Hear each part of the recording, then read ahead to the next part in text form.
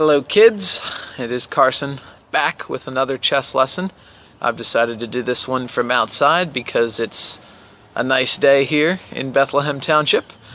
And why not? I've been inside my house for too long with this quarantine going on. So, without further ado, let me get to today's lesson. The King Rook versus King Checkmate. So this is similar to the King-Queen checkmate, but you have to keep in mind that this little rook here is not as powerful as the queen was. The queen could basically single-handedly control, block off this area and this area because she can move diagonally. It could restrict, basically could restrict where the king would go more. The rook does not move diagonally, so this is a little tougher. So the king is going to be much more active in this mate. The way I have it set up right now, this white king is on e3. Once again, if you kids have a board, feel free to follow along. The king is across from, the two kings are across from each other. Remember, they can't be next to each other. I went over that in my last video. Because that's against chess rules. So, this time I'm going to, because they're across from each other, this white king is going to be the one getting checkmated. He cannot escape to the fourth rank. He cannot go to f4, he cannot go to e4, and he cannot go to d4, because the rook is covering d4, but the king is also covering f4 and e4. So, as long as the two kings are across from each other, the white king is going to be trapped. So the first move I'm going to play, as I'm sure some of you would be able to realize, is if the king's in a good spot, why don't we get the rook in the action? Now, I see a lot of people that try and harass the king, chase him across the board, check, check, check. That's not the way you want to do this. Correct me if I'm wrong, but I think when I showed you the king-queen checkmate, the only check was the check for the very last move, which was checkmate. This is going to be pretty similar. So, the first move I'm going to play in this position, rook to d4. What does this do? Well, the king is trapped. Not only can he not go to this fourth rank, he cannot go to anywhere in this d file now. And he cannot take the rook because, once again, king's next to king, can't have that. So, the king is left with only one real option, and that is to run this way. Excuse me. So now the rook has a very similar option. Remember how the queen kind of followed the king and stayed a knight's move away? Well, with the king-rook, I always like to keep the rook one square away from the king diagonally, so that way you're restricting as much, restricting where that king can move as much as possible. But because the rook does not attack diagonally, you need to make sure this king is protecting him. So, with that said, my move is rook to e4.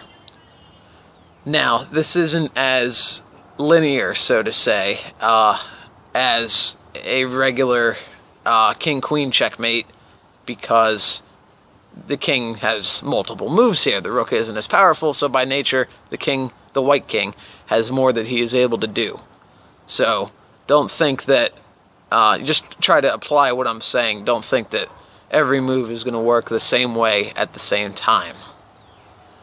So, white king in this position, I'm going to say he goes back to f2. Now, he's retreating toward the back or side of the board, just as he did in the king-queen checkmate. But there's a move right here that I can play now with the king retreating. That's going to give us that same setup we had before, and that is f4. Once again, king has to move, can't go in the E file now. So with that set of moves, now the king definitely can't reach the D file, but now he's confined to just the F, G, and H. And as you'll see, he's eventually going to end up on the side or the back of the board, depending how we play this. So the king wants to go to G2. Fair move. He doesn't want to come to the back of the board just yet. The real threat right now is the king escaping to H3. What can we play, and eventually getting out? What can we play to prevent that king now from escaping to H3?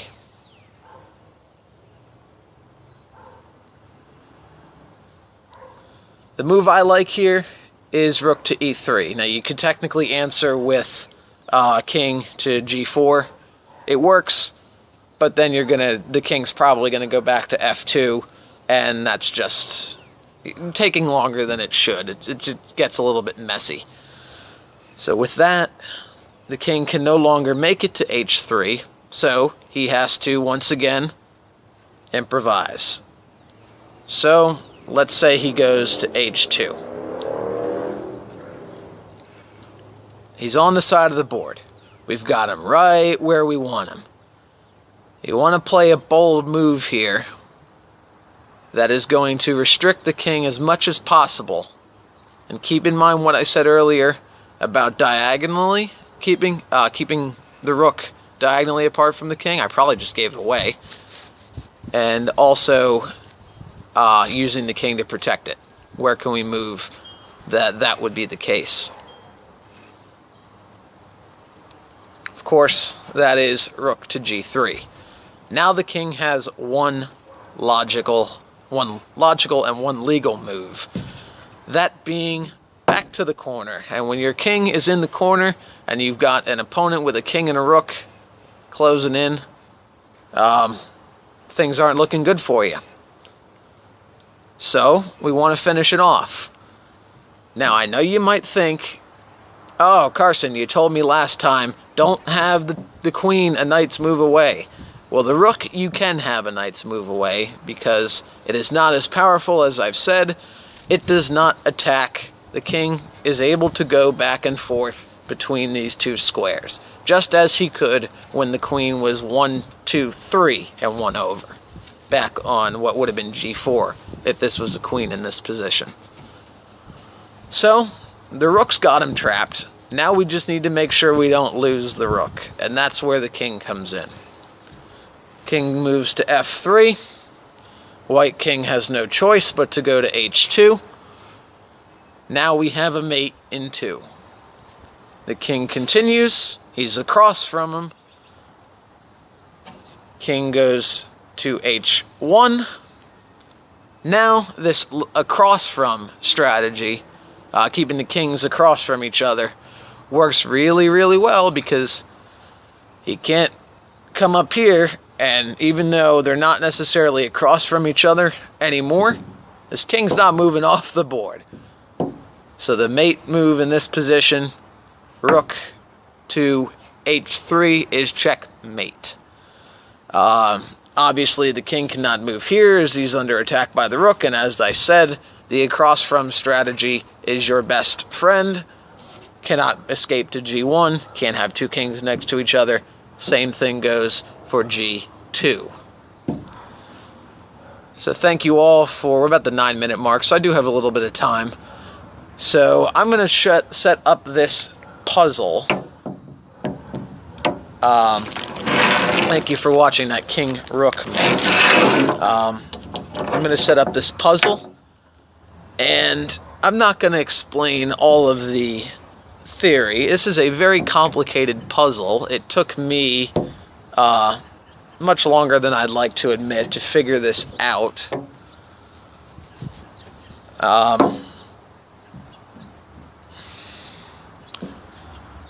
So, this is the situation. Let me get these rooks out of the way.